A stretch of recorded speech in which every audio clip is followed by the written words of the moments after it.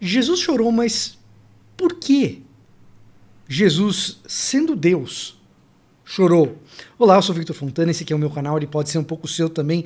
Para isso, basta que você goste de Bíblia e de teologia, que é o assunto que rola por aqui sempre.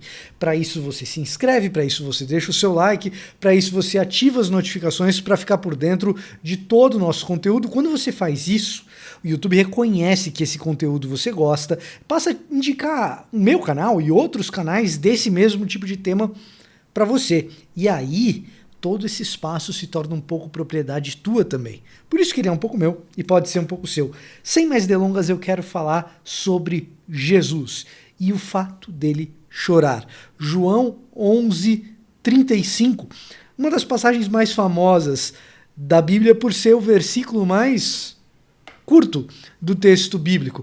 Mas muitas vezes as pessoas só conhecem o versículo, mas não conhecem a história por trás do versículo. O que a gente vai fazer aqui hoje? Contar um pouquinho da história e por que esse versículo está lá. A história, alguns já conhecem bem, é a ressurreição de Lázaro, amigo de Jesus, que morre.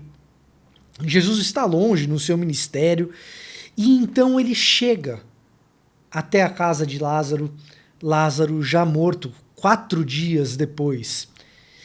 E alguns passam a perguntar, poxa vida, Jesus que está ficando famoso por fazer grandes curas, poderia ter chegado antes e curado o seu amigo.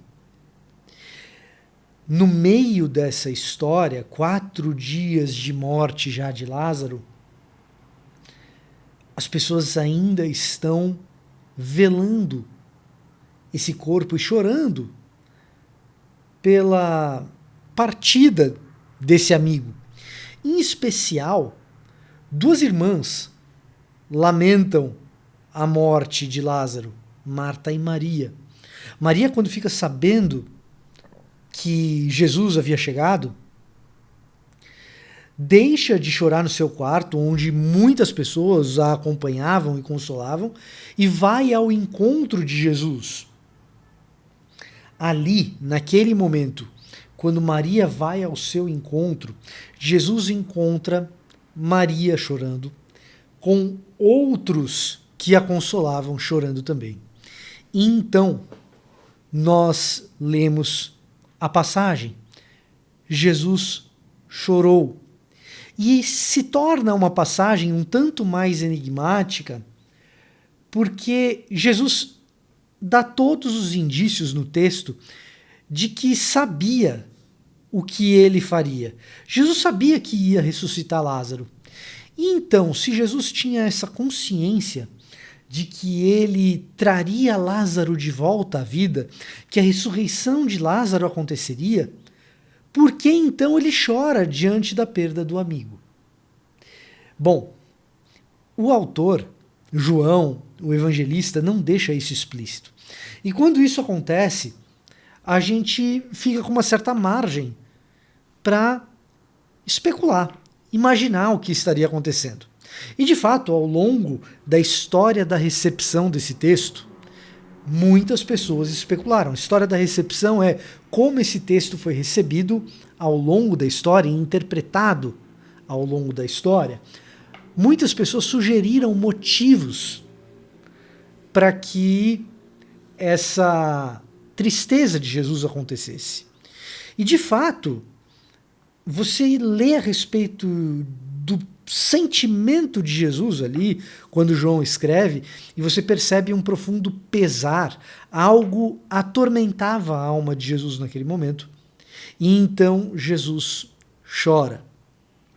Uma das sugestões é dada por John Wesley, um dos grandes homens de fé na história do cristianismo. Wesley diz que Jesus chora por se compadecer daquelas pessoas que estão também chorando e chora pelo poder do pecado de levar alguém à morte, é o que diz Wesley. Numa especulação. Fato é que dizer que Jesus chorou pelo poder do pecado, lamentou porque o pecado é capaz de levar alguém à morte, é algo que é bem condizente com a teologia de Wesley, e talvez ele esteja sendo levado pela sua própria teologia para falar o que fala.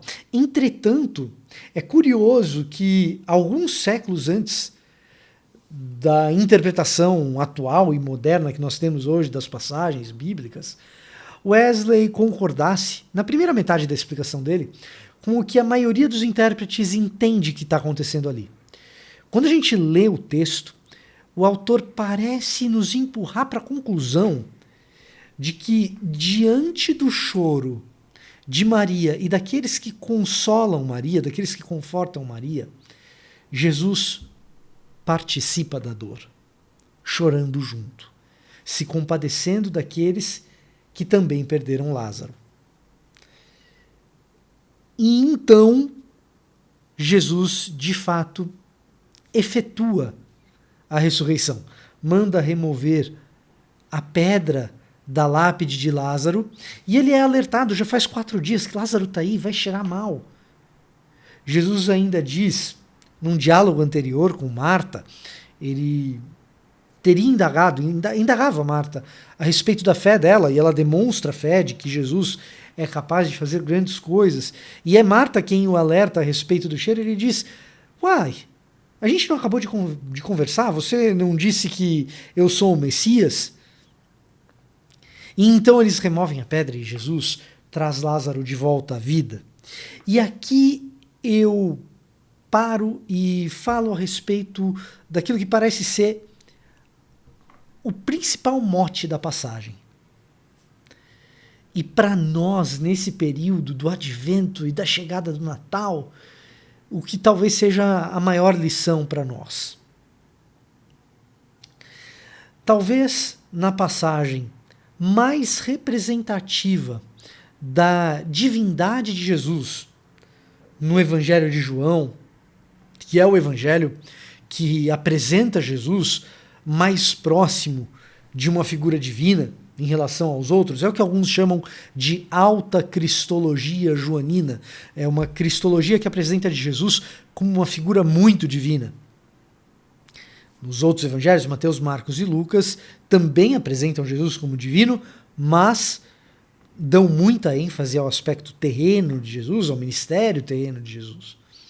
Na sua alta cristologia, João, quando diz que Jesus é capaz de vencer a morte, trazendo uma pessoa da morte de volta à vida, ele está apresentando Jesus nas suas condições e capacidades mais divinas, capaz de ordenar a respeito da vida e da morte.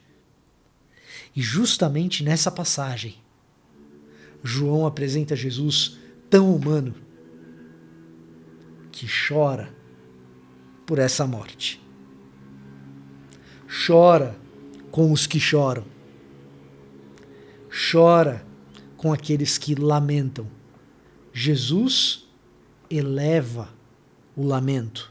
O lamento faz parte da espiritualidade humana e Jesus participa desse lamento. Para nós, no Natal, no Advento, isso é de fundamental importância. Jesus, que é chamado de Rei dos Reis, é o mesmo Jesus que é chamado de Emanuel, em algo absolutamente paradoxal. Como é possível que o Rei do Universo, que o Rei entre reis, o grande Rei de todas as coisas, seja o próprio Deus conosco, comigo que sou tão desimportante? Se você quiser agendar um café com um rei de meia tigela, de uma nação pequenininha, você não vai conseguir. Que dirá com o Rei dos Reis? Esse Rei dos Reis, ao mesmo tempo, se faz Emanuel, Deus conosco. Aquele que tem poder sobre a vida e sobre a morte é capaz de chorar pela morte, como eu e você choramos.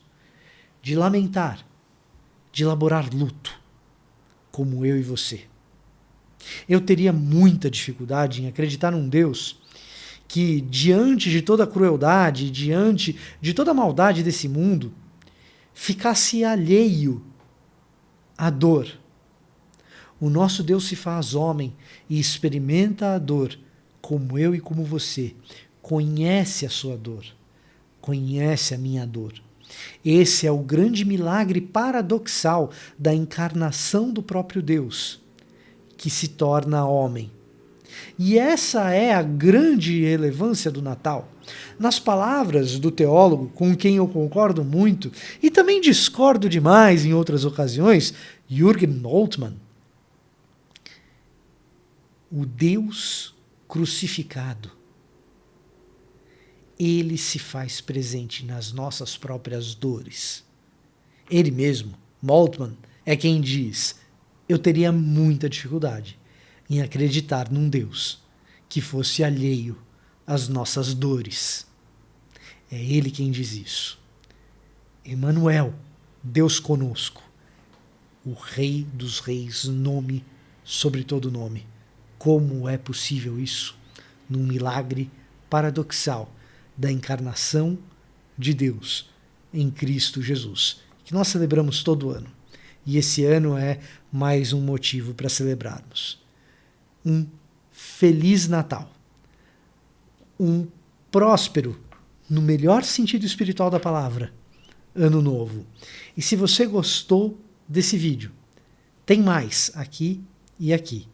Eu tenho certeza que você vai gostar desse canal. Eu vou ficando por aqui e até a próxima.